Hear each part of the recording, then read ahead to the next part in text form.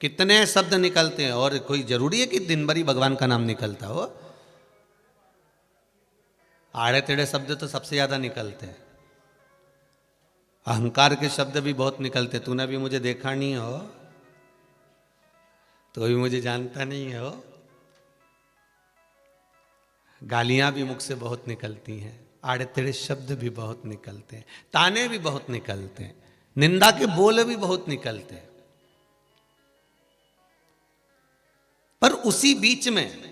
आपके मुख से जब अपशब्द निकल रहे हो, ताने निकल रहे हो, आड़ा टेढ़ा शब्द निकल रहा हो, आपके मुख से कुछ अलग अलग बातें निकल रही हो, दिन भर तुम्हारे मुख से ना जाने क्या क्या निकलता रहता है, दिन भर तुम्हारे मुख से ना जाने क्या क्या बोलते रहते हो, इस जिह्वा से, इस मुख से ना जाने कितने शब्द निकल जाते होंगे। पर उस शब्दों में दिन भर में अगर आपके मुख से एक बार श्री शिवाय नमस्तुभ्यम निकल रहा है, पंचाक्षर मंत्र नमः शिवाय निकल रहा है, राम नाम कृष्ण नाम निकल रहा है, या कोई भगवान का एक नाम या तुम्हारे मुख से यही निकल गया, और ये भगवान जाने, वो तो राम जी जाने, शंकर जी जाने, वो तो शिव की कृपा थी, तो आपके मुख से अगर एक बार भी शंकर का नाम, पंचाक्षर मंत्र या श्री शिवाय नमस्तुभ्यम या राम नाम या कृष्ण नाम तुम्हारे मुख से, मां भवानी जगदम्बा का नाम, मां दुर्गा का नाम, किसी भी रूप में अगर भगवान का नाम निकल रहा है, दिन भर के शब्द बोले और उस शब्द में से अगर तुम्हारे मुख से भगवान का नाम निकला, तो जिस समय पर तुम्हारे मुख से भगवान का नाम निकलता है, उस समय पर स्वयं भगवान तुम्हारे मस्तिष्क पर आकर बैठा हुआ होता है, तब जाकर वो निकल पाता है, तब जाकर वो मंत्र नाम निकल रहा है।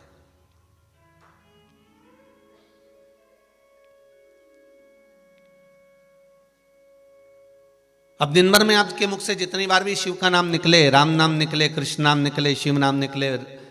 कृष्ण नाम निकले, समझ लेना उस समय पर वो भगवान तुम्हारे जीवान पर, कंठ पर, तुम्हारे मस्तिष्क पर, तुम्हारे सम्मुख में है, तुम्हारे सम्मुख। क्यों कहते हैं 24 घंटे में एक बार सरस्वती मुख से बोलती है? बोलते कि नहीं बोलते? हमारे यहाँ हमारी माता जी कहती है, तो आपकी भी माता जी ने कहा होगा, अच्छा बोला कर, 24 घंटे में एक बार सरस्वती मुख से निकलती है,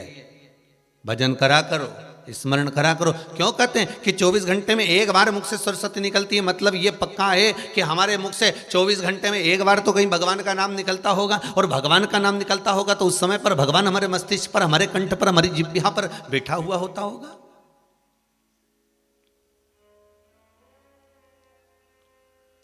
उस समय पर परमात्मा हमारे सम्मुख में हो, हमारे सामने हो, और जब भगवान का नाम हमारे सम्मुख में, जब इस वाणी से, इस कंठ से, इस जिह्वा से जब निकलता है, या श्रवण शक्ति में पहुंचता है, या हमारे हाथों से या हमारे पांवों से हम चलकर कहीं ना कहीं सत्कर्म की ओर जाते हो, तो भी भगवान की कृपा ही समझना। ये 5 कर्मेंद्री, 5 ज्ञानेंद्री और एक ये मन, ये जो 11 इंद्रियां हैं ना, ये 11 इंद्री तुम्हें परमात्मा के पास जाने से बहुत रोकती है, बहुत। विचार कर कर बैठी थी, मकर संक्रांति है, नर्मदा नहाने जाऊंगी, गंगा जी नहाने जाऊंगी मकर संक्रांति पर, पास में मेरे सरयू जी है ना, उनको नहाने जाऊंगी मैं, यमुना जी है उसमें नहाने जाऊंगी मैं, मंदाकिनी है उसमें नहाने जाऊंगी, सरस्वती है उसमें नहाने जाऊंगी, नर्मदा है उसमें नहाने जाऊंगी। तुमने विचार कर लिया, तुमने तो विचार कर लिया, क्योंकि मन विचार कर लेता है, पर ये बाकी की जो इंद्रियां हैं, 5 कर्मेंद्री, 5 ज्ञानेंद्री, तुमने तो मन बना लिया कि मुझे कथा में जाना है, मुझे सत्संग में जाना है, मुझे स्नान करने जाना है, मुझे भगवत के भजन में जाना है, मुझे नाम स्मरण में पहुंचना है, तुमने तो विचार कर लिया, पर वो इंद्रियां तो तुम्हें खींच के ले जाए पहले। कई बार चाहे आप हो चाहे हम हो, हम हमारी भी कहेंगे हो, ये मत सोचना कि महाराज अपनी नहीं कह रहा, चाहे आप हो चाहे हम हो, कई बार ऐसा होता है गंगा के घाट तक पहुंचने के बाद भी वापस लौट कर आ जाते, नहा ही नहीं पाते। कई बार ऐसा होता है यमुना के घाट गए, वृंदावन गए, वृंदावन में भी जाकर यमुना जी के घाट पर पहुंच गए, यमुना जी के घाट पर जाकर यमुना जी की पूजन भी कर ली, चुंदड़ी भी चढ़ा दी, पर कई बार ऐसा होता है कि हम स्नान ही नहीं कर पाते। कई बार हम नर्मदा जी के घाट पर से पुल पे से निकल जाते हैं, नर्मदा जी के पास में से निकल जाते हैं, नर्मदा जी के करीब में से निकल जाते हैं, तो कई बार ऐसा होता है कि नर्मदा का स्नान नहीं कर पाते, नर्मदा जी नहीं नहा पाते। कारण क्या है? देखो, 4 स्थानों पर हर व्यक्ति से पाप होता है। संसार का ऐसा कोई मानव नहीं है जिसने पाप नहीं किया हो। चाहे जो मृत्यु लोक में जन्मा है उसने पाप किया है, चाहे आप हो, चाहे वो सीवर वाला महाराज हो, कोई भी।